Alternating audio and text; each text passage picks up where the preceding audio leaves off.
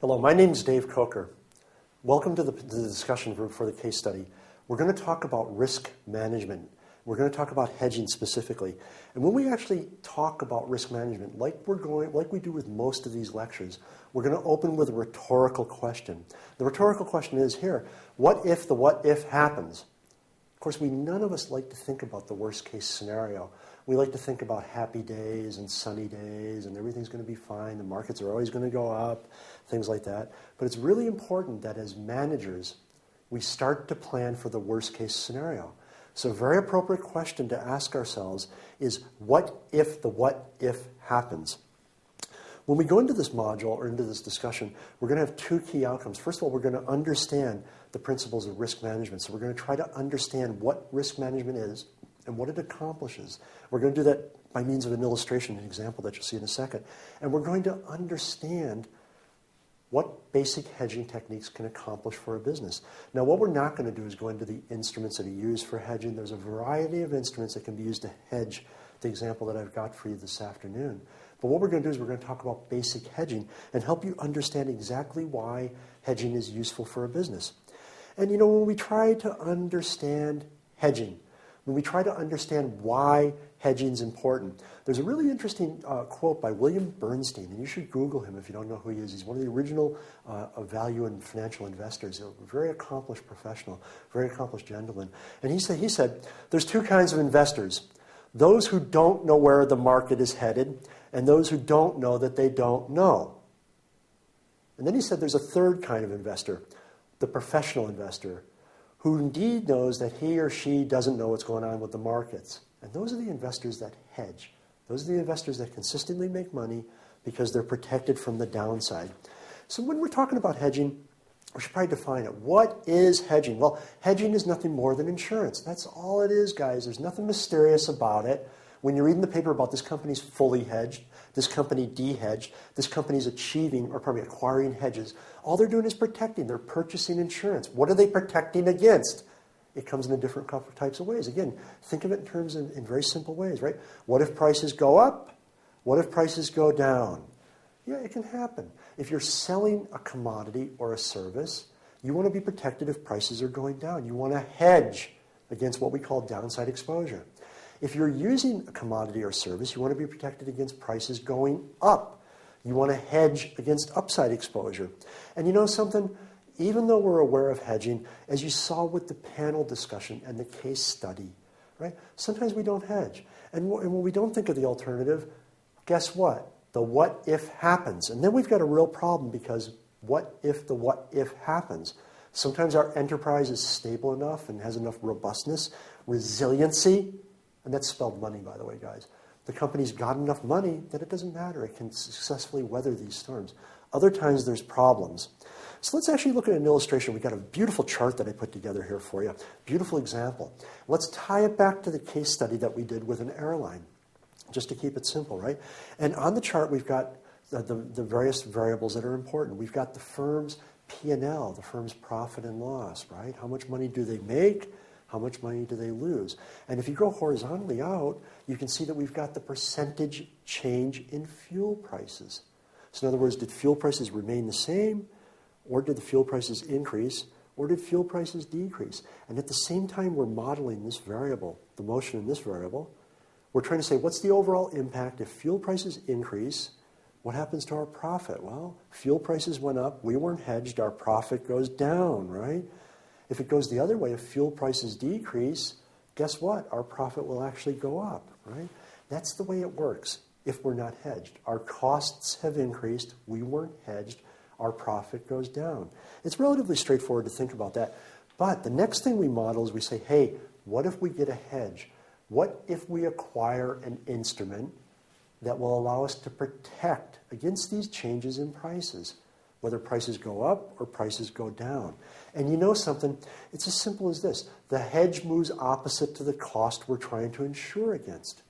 So think about this. We've got the same two-dimensional chart, right? Vertically, we've got profit and loss. Horizontally, we got the fuel price. As the fuel price increases or decreases, guess what? Now our profit or loss doesn't change. Why? Because clearly as the cost of fuel increases, our P&L should go down, but we've purchased a hedge that moves opposite to the price of fuel. So as the price of fuel declines, the value of the hedge increases. When we add them together, there's been no change. And it's beautiful, guys, because if you think about it, going the other way, right? If fuel prices decline, our profit should increase.